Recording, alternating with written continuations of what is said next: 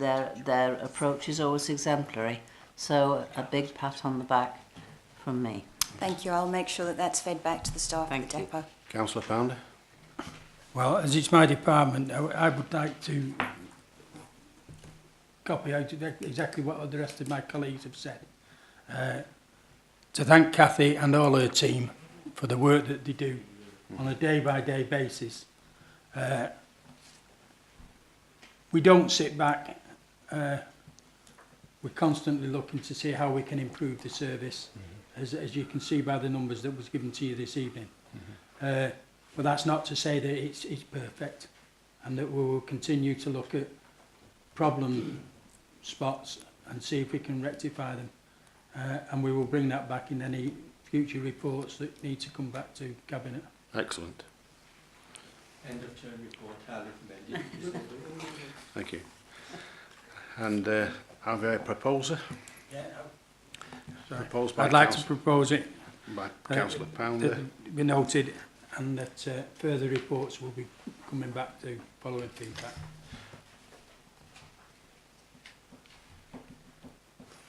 I'm very happy to second it. And seconded by Councillor Little. And can I ask that the amendment be made to the recommendations that I think you might have made a note of? I made a note of it. Councillor Pounder mentioned the additional report coming forward. Yes. To Cabinet, possibly via the scrutiny route in the first instance, and that's about the 7% of properties currently excluded from the main scheme, and the future in bringing those up to a different standard in service. Excellent. Do you want to have the addendum on about the seeking some further information about the fleet management replacement programme? Assured it's coming through the capital programme. So. Yeah. Thank you very much indeed, and thank you for an excellent report. Thank you, Chair. Thank you.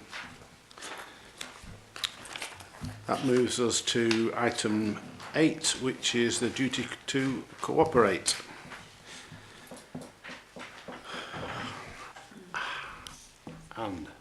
And turn on. Yeah, thank you, Chairman.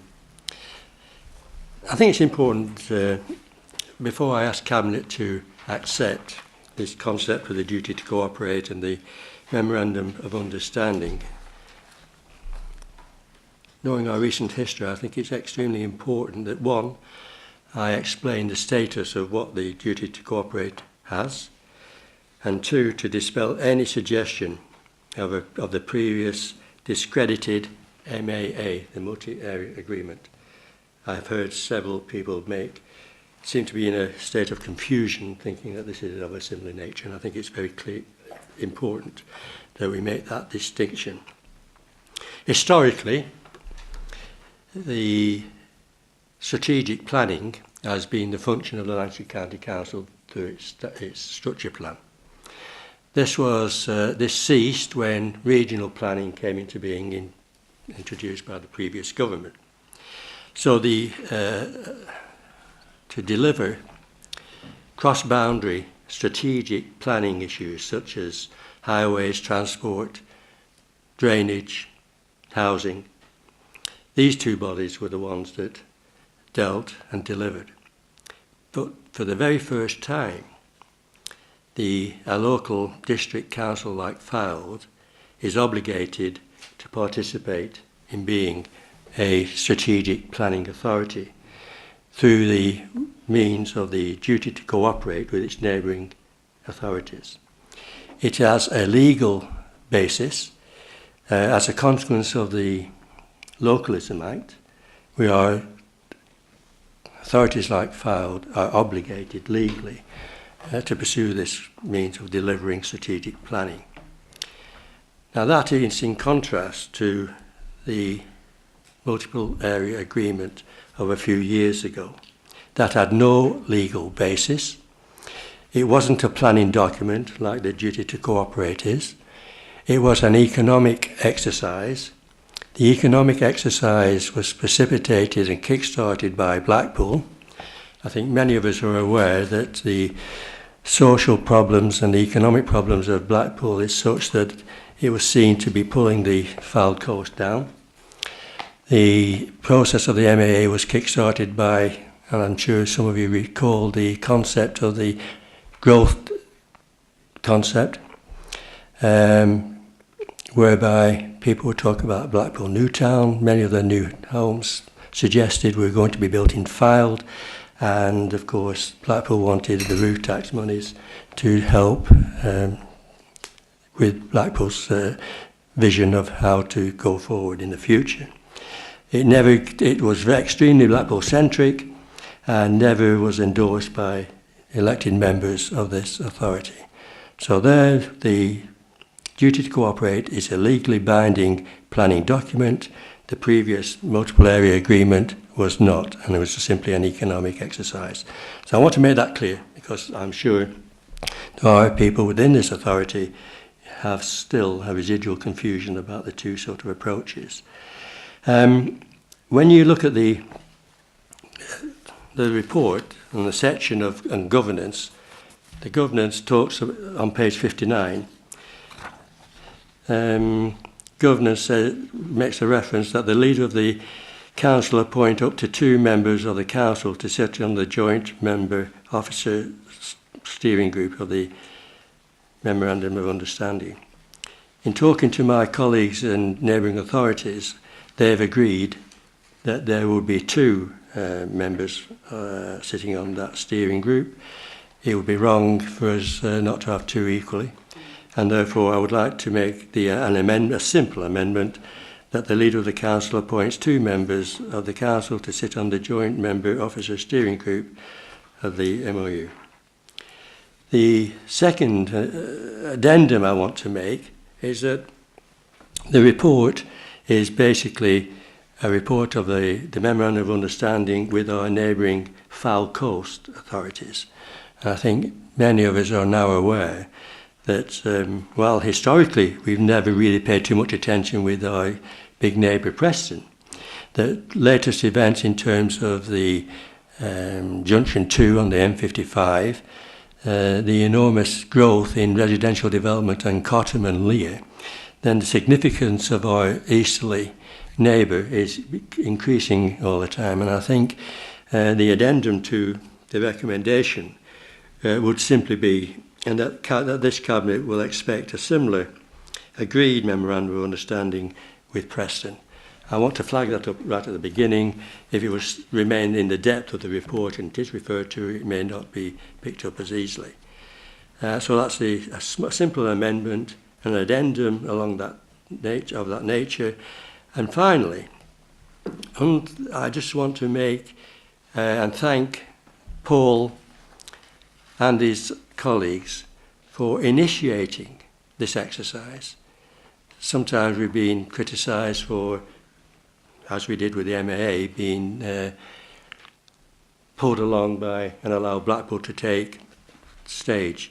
But in this instance, our officers have initiated the exercise and they have promoted the document that you've got before you. So I want to commend that aspect of it. Thank you. Thank you. Any other observations? Thank you, Chairman. I'd just like to bring this to the attention of the Cabinet tonight, because in the document on page 41, number 2B, or between that, it refers to surface water drainage, to agree a common approach to surface water and wastewater management, for which we have great problems in Fylde as we speak, and you know, it's been now a 3-year so exercise on our part and with the Environment Agency, and it's just how this is going to take place. It reads, to ensure the delivery of the required infrastructure improvements needed to accommodate future development requirements is not compromised. And I'd just like that Fylde Council takes a lead role, that it does not, it is not compromised. And, you know, I'd just like to see that pulled out a little bit. Yeah, I think in my introduction I made a reference to drainage, because I think it's obvious to all that one authority alone cannot resolve the issues that Tom has often referred to. And you can only really come to solve and resolve these problems by having this cooperation with our neighbouring authorities. So obviously if we're talking about residential development at Windark and that part of the borough, we need the cooperation of Lancashire County Council and Blackpool, for instance. So I think this what is proposed here, this duty to cooperate, will, in a very positive way, help Tommy to resolve these issues that he constantly draws attention to. Thank you. Any more observations, Councillor Buckley? Can I ask a rather silly question? We're obliged to have this document. We're obliged to have this duty to cooperate, and we are obliged to have a steering group. Will it make any difference, actually? And what happens in the event of a dispute?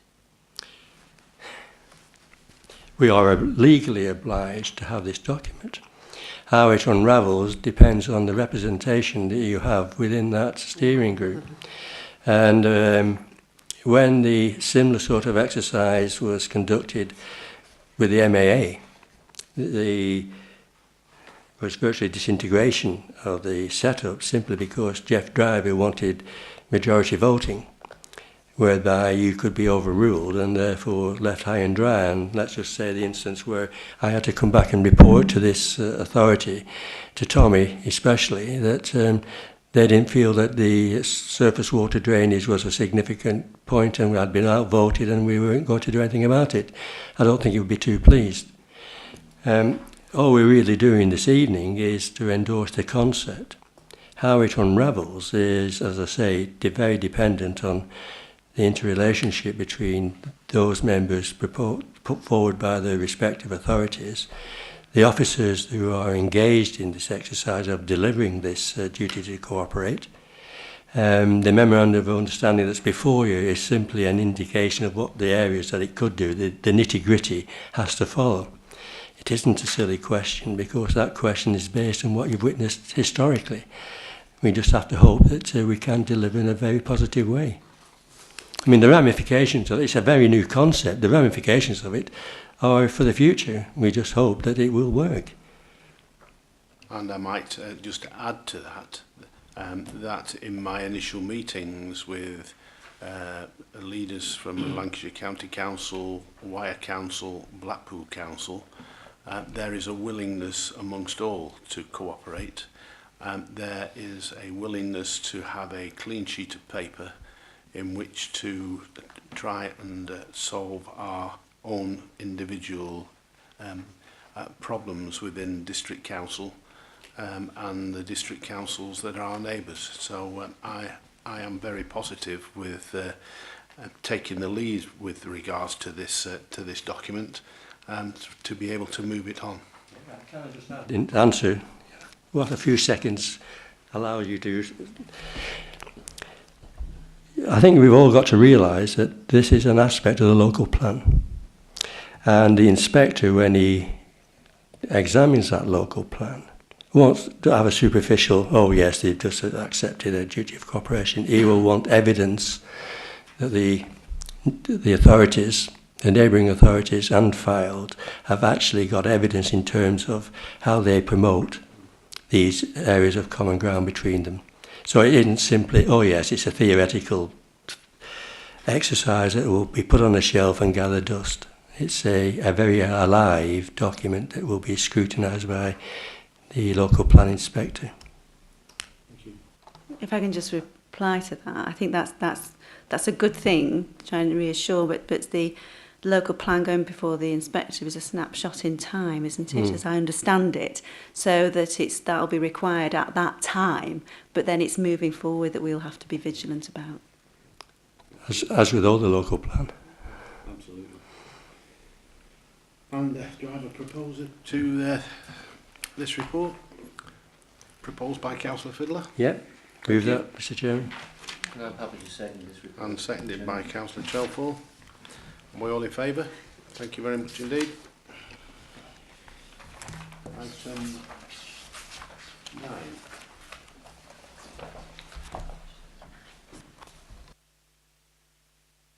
The timetable for developing budget proposals. And good evening, Mr O'Donoghue. Good evening, Chairman. Good evening. This report sets out the timetable for developing budget proposals for 2014-15. The statutory deadline to set council tax for the forthcoming year is the 11th of March 2014. And indeed, this council has set in its timetable of committee meetings Budget Council on the 3rd of March 2014. What this report does is kickstarts that budget process, and at Appendix A sets out the timetable for developing those budget proposals. If I can quickly take you through that, it's on page 63 of your papers this evening. There will be an initial mid-year update of the Council's medium-term financial strategy that will go to Cabinet in November and Council in early December. In the run-up to the Budget Council on the 3rd of March, there will be briefings with members of all parties across the Council and consultation with stakeholders including town and parish councils, business ratepayers, other local authorities in the area. There will be a further update of the MTFS that goes to Cabinet early in the new year, followed by the publication of Cabinet's budget proposals to go to your meeting on the 12th of February. Subsequently, those budget proposals will go to Scrutiny Committee on the 20th of February and then be considered by full council on the 3rd of March. So this report sets out that timetable, and the recommendation is that Cabinet accept and adopt the timetable for the budget setting process for 2014-15. Thank you very much. Any observations? Councillor Buckley.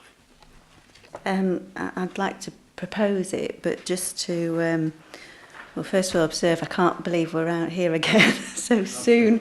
It just seems that we're never out of this cycle, but I do note that it gets very tight leading up towards Budget Council. All that information coming quite thick and fast and having to make decisions for the budget moving forward.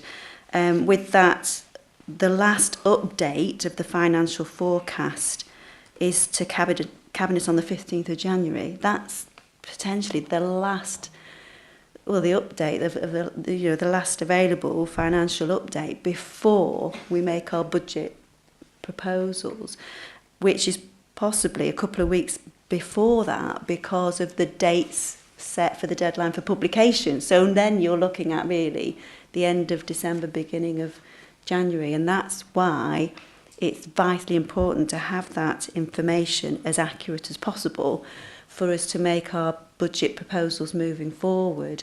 And I think the progress that has been made in that with the budget right sizing that's been done, and where we've found savings in year, we've taken them in year where it's right to do so, so that we're as accurate as we possibly can forecasting to the end of the year, because that's the information that is before us upon which we must make our decisions. So I think we've actually made quite a lot of progress in that from a few years ago, where we had really quite large variations from that point to then the end of year. So I'm glad that we've done that exercise.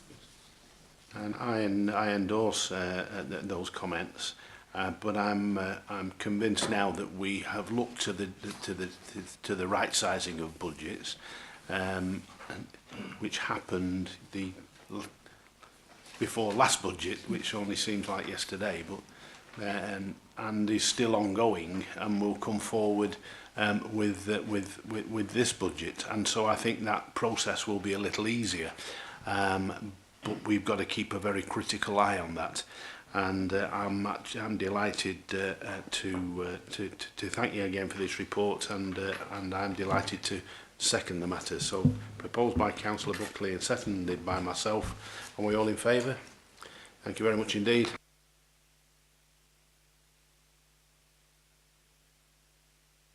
Item 10, and scrap metal dealers. Mr. Hambley, good evening to you. Yeah. Okay, Councillor Little. Thank you, Leader. This item relates to the implementation of the Scrap Metal Dealers Act 2013, which received royal assent in February 2013. The transitional arrangements coming into force on October 2013 and the enforcement provisions from December 2013. This Act will replace the Scrap Metal Dealers Act of 1964 and Motor Salvage Operators Licence, which were issued under the Vehicle Crime Act 2001. Unfortunately, differing guidance from the Home Office and the Department of Communities and Local Government have been unclear as to whether scrap metal dealers are to be executive or council function. Since the submission of the report, the Council's legal department have now confirmed they understand the function to be one to be approved by full council.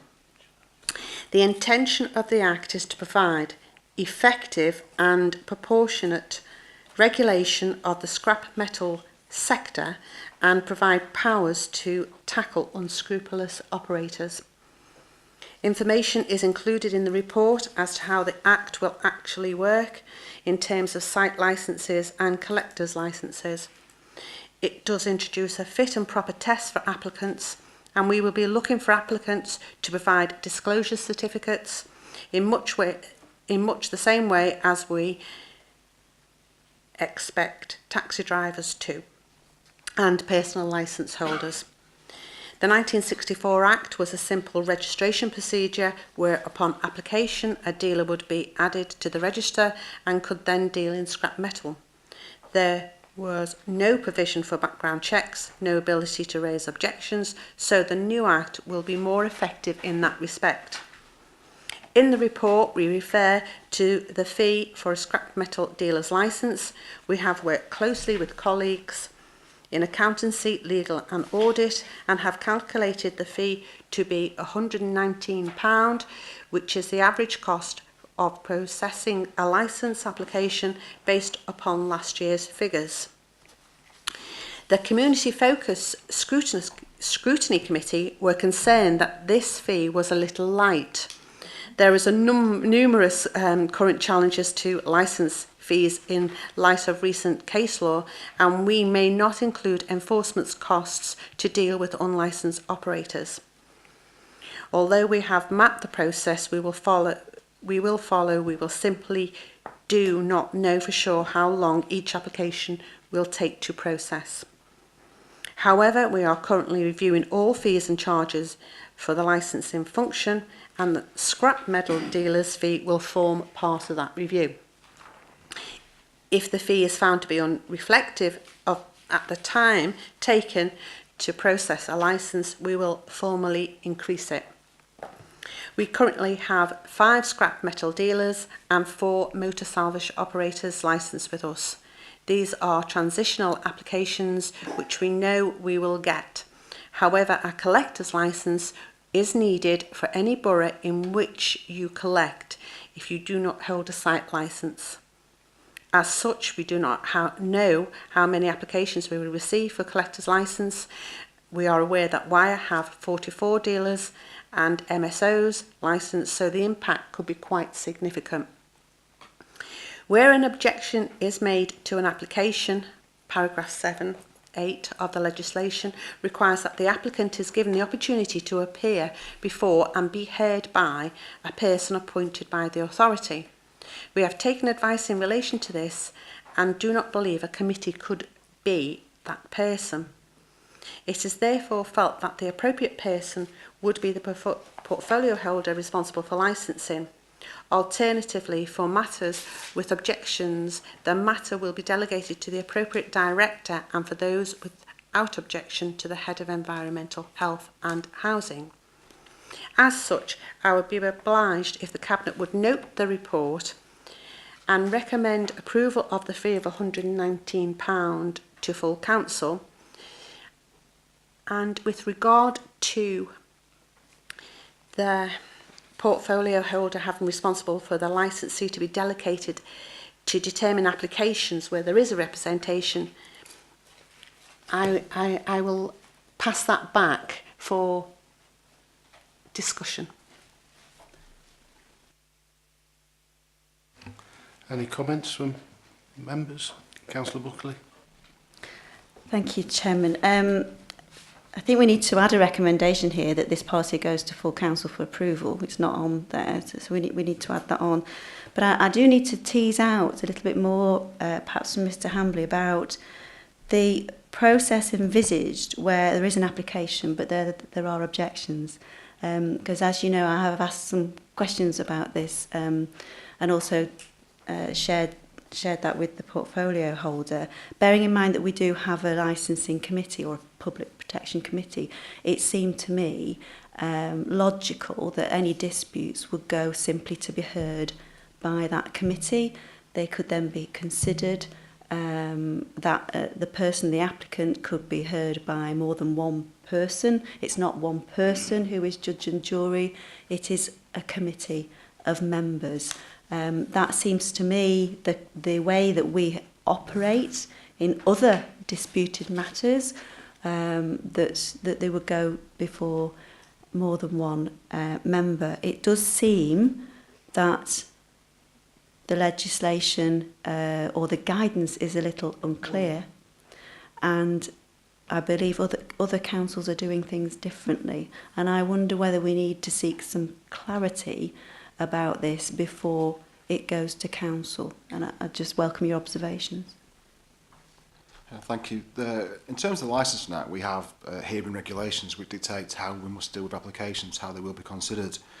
For Scrap Metal Dealers Act, there are no such regulations, apart from the paragraph 7, subparagraph 8, which comments that if an applicant informs the authority that he wishes to make oral representations, we must give him the opportunity of appearing before and being heard by a person appointed by the authority. We've looked into the definition of a person through our legal department, and they've considered that in terms of the Interpretation Act. And that says that a person could be an incorporated body, and they're not satisfied that the Public Protection Committee would be such a body, and they do feel that should representations wish to be made by an applicant, the appropriate person would be the portfolio holder. The guidance issued by the LGA in, I think it was in August, does talk about a committee considering applications, but there are inconsistencies with different councils across the land as to what they're going to do. I'm not sure what Wyre are doing. They've not actually taken the matter to Cabinet or to full council yet. It may be worth pursuing that in order to seek that advice. I'd be very interested to see what our neighbours are doing, and look to whether there is any need for us to take a common approach before it actually goes to full council. And getting that information, I think, would be very worthwhile. I expressed my concern with it going to a nominated person. The nominated person might not even be the portfolio holder, and that gave me some concern. And I really do think that if this matter went to the licensing committee, that really should be the forum that really sees the matter through, like any objection that we get with any other licence within the borough, or any licensing question that we get within the borough, and it is therefore seen to be open, transparent and discussed by a panel of members. I think that is that would be my key objective, but I would seek your advice and your other officers' advice. I think we've got to have the confidence to say just common sense prevail, and the ambiguity in terms of the legal side of it, which has been explained to us. I am sure we would not be sanctioned by anybody if we decided that the Public Protection Committee was the one to deal with complaints that was described and the reasons described by Karen. I don't think it's fair to put such a decision on one particular person, and for obvious reasons. And I'm personally confident we'll say this council has decided, for the reasons which we can give, that the Public Protection Committee deals with such scenarios.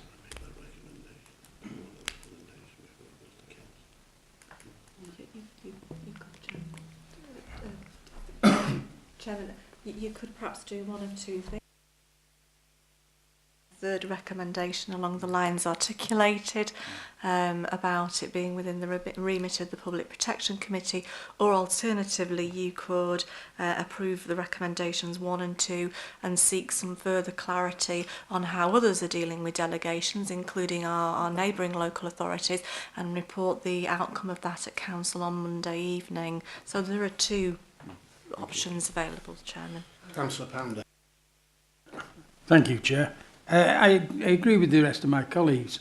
One of the problems with this is, we all see it, nowadays you'll see people driving around collecting scrap from anywhere that they get it. Now I assume that these are going to be covered under this Act. They would need to get themselves a licence. But there are some of them, I must admit, are quite dubious. And if it was placed on any one individual's shoulders, some of these people would come back and would cause trouble. And I think if nothing more than to just give some strength to the decision that's being made, I think that we need to go down that route. I think. I would favour us seeking clarity, adopting the other recommendations and seeking clarity ahead of it going to Council. The reason being that if we simply override this recommendation and say that we delegate the authority to the licensing committee and that is found to be unsound, then you're just asking for appeals and, you know. So I would rather we seek some clarity. Thank you.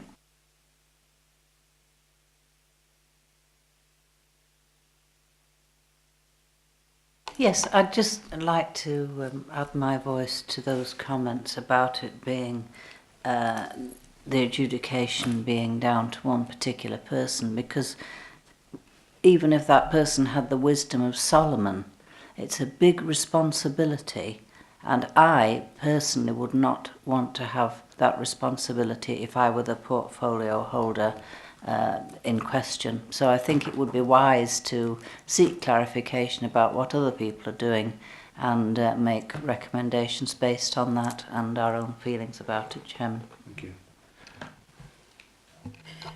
So can we just clarify that we're happy with the first recommendation, that the director responsible for the licensing team be delegated to determine applications where there are no objections? And then we're going to reword the second recommendation. Yes. I'm happy with that. Okay. Proposed by Councillor Little. I'm happy to second that. And seconded by Councillor Fazakerley. And can we add to the recommendations that we seek clarity with regards to the question of the individual being appointed before we actually delegate it to the licensing committee? Yes, Chairman, but we'll seek clarity and advice in advance of Council on Monday. Thank you very much.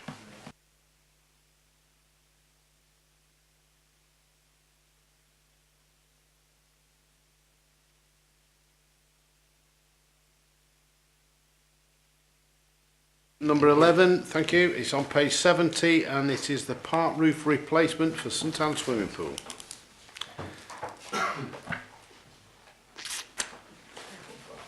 And Mr Walker, good evening. Good evening, Chairman, members. This report relates to the undertaking of the park roof replacement over the reception, the changing rooms and the plant room area of St Anne's Pool whilst the capital refurbishment project is being delivered.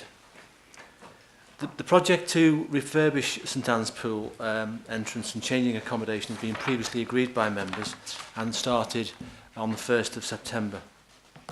Crude and Small Works Limited were appointed to do that work. Members need to remember the existing pool was built in 1984 and the roof itself had a design life of 10 years.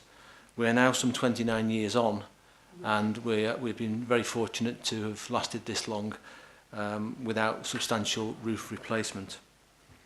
Some repairs were undertaken 3 years ago when the pool was refurbished to be reopened, but they were more of a patch repair nature.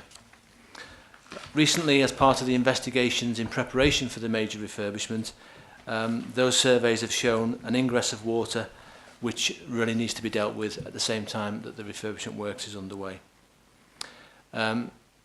Officers have specified the industry specification known as the Kemper system, and the report seeks to vary the original commission to Cruden to include the roof repairs.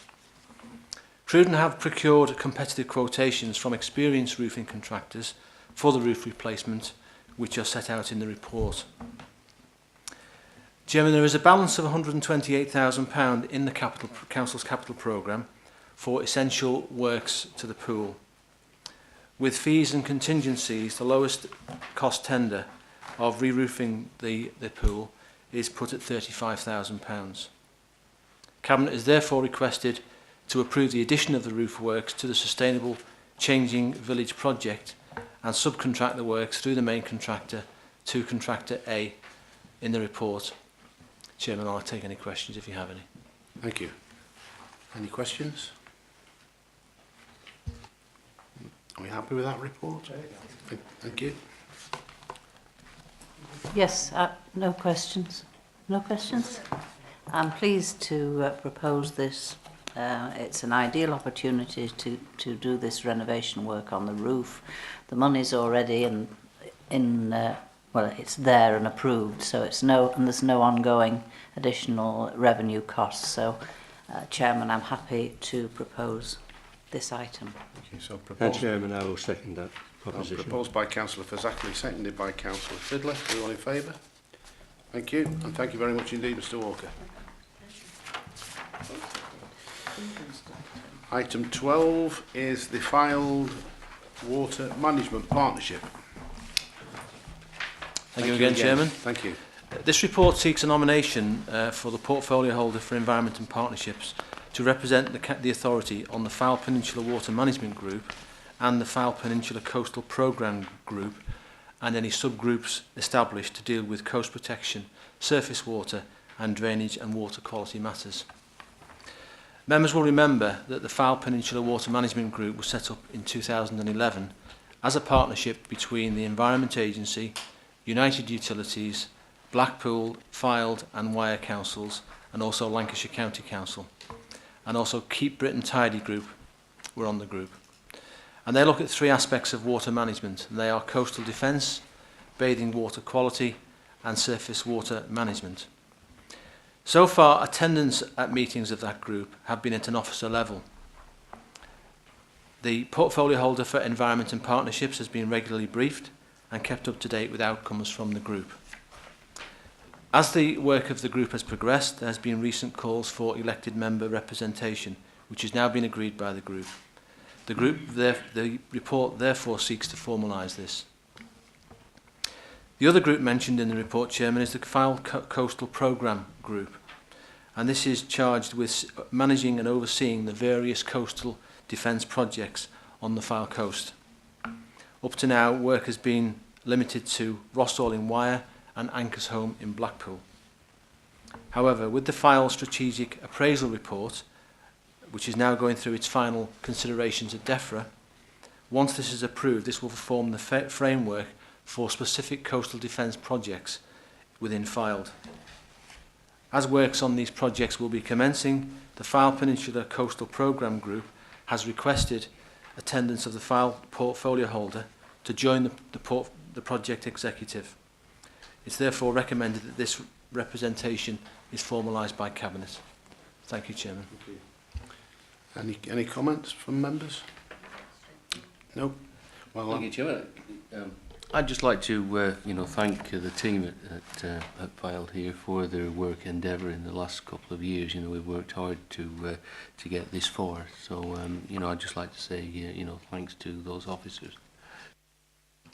Yes, I endorse that, and it gives me great pleasure in nominating Councillor Trelfall to this position. He's very enthusiastic within his environmental portfolio. He's always on to me about the wastewater management within Fylde, and I think he'll relish this opportunity. So I'm pleased to propose that. With both barrels, I'm sure. And it's your defences, Chairman. Okay. I'd like to second that, Chairman. Okay. So proposed by myself and seconded by Councillor Fazackley. All in favour? Thank you. And the final item for tonight's business is on page 81, and it is the business rates write-off and uncollected debts. And again, thank you very much indeed, Mr O'Donoghue. Good evening again. Good evening again, Chairman. I'd like to introduce Graham Roos, who is our Head of Business Rates at the Shared Service. Graham will answer any questions that are beyond my expertise, which is limited. When it comes to business rates. This report relates to the write-off of uncollectible business rate debts. The Council's responsible for collecting substantial amounts of business rates during the year, and historically we are successful in collecting an average of 98% annually in year. That is the collection rate, but that increases to 99% following the year in which collection is made. Good recovery procedures are in place, and recovery teams within the shared service pursue all money with vigour. However, there are occasions when, despite often years of recovery action, debts remain uncollected and uncollectible. There are a number of levels of authority for the write-off of uncollectible debts of this nature. The head of the Shared Revenues and Benefits Service has authority to write off uncollectible debts of up to £10,000. This report deals with two categories of write-off beyond that. There are those of over £25,000, where Cabinet are requested to write those off this evening, and they are detailed in the appendix to the report. And those between the two categories, between £10,000 and £25,000, I have delegated authority within the Constitution to write those off. So the appendix on page 84 details debts in those two categories. It's worthy of note that all the debts that are being asked to be considered this evening relate to the period prior to April 2013. And that is significant because from the 1st of April 2013, the government introduced a new business rate retention scheme. Debts that were written off prior to that date fell on the national pool. So there's no direct financial implication for write-offs that are considered in respect of the period before the 1st of April this year. So that's the report that's presented to you this evening. I'm happy to take any questions. Thank you. Questions from members? Councillor Buckley. Thank you, Chair. I've got several, if that's all right. It's a good collection rate, 98%, and then the year later raises to 99% following recovery action, I presume. Is that pretty steady now? Have we got to that since we engaged your services, or have we been at that level for quite some time? Last year was actually quite a good year. Prior to that, we were averaging about 97.4%, 97.5% in year. Last year was a little better than we probably would have expected given the current economic climate. But the collection rate for the past 6 years has been between 97.4 and 98.2% in year. So it's quite healthy. Out of how much of a pot? What are we talking about? We're talking about £24 million that we've got to collect, so there's a substantial amount of money to bring in. Okay, great. And what steps do you take in seeking recovery? What are the action steps? When someone fails to pay, what then happens? The standard recovery route would be we issue a reminder that gives them 7 days to bring the account up to date. If they don't bring it up to date within 7 days, a further 7 days after that, the full amount for the year becomes due. The process then would lead to a summons, where we get awarded a liability order at the Magistrates' Court. For business rates, really, that leaves you 4 options for recovery, which are you can go for insolvency or bankruptcy. We could go down that route. There's the use of the bailiffs, which is probably the most common course of action. You could go for a charging order to get a charge on somebody's property, or failing those three, there is still a possibility of going for committal proceedings against people.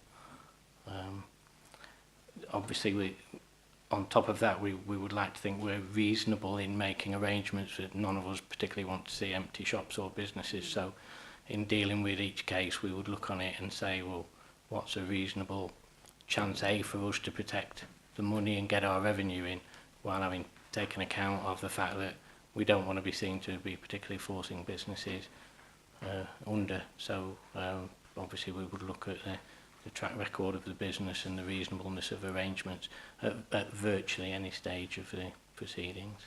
Okay, is it usual for us to go down issuing a statutory demand route, to go down the insolvency route, or do we take the view that once a business is insolvent, we might not get hardly anything from it in any event? So there has to be sort of a balance there, doesn't there? Yeah, I think there is a cost to ourselves as well in going down that route. And generally, if a business is failing to that degree, there will usually be somebody else who will probably jump in before us. Usually, revenue and customs are quite quick off the mark. So, right. And then at that point, we would submit a claim to get what we could out of the administration or the insolvency. Okay. Can I just ask you also about these levels of authority and how they come about, the up to 10,000 and then up to 25,000 and then above that? How were they set? Sorry. I'm not sure of the history of how they were set. I think the £10,000 level is seen as being an operational level that allows the shared service to operate within its, on a day-to-day basis. Those were levels that have been in the Constitution for a while, and I'm not sure what the logic behind those was. If that's something you'd like to review, that's something that we can look at.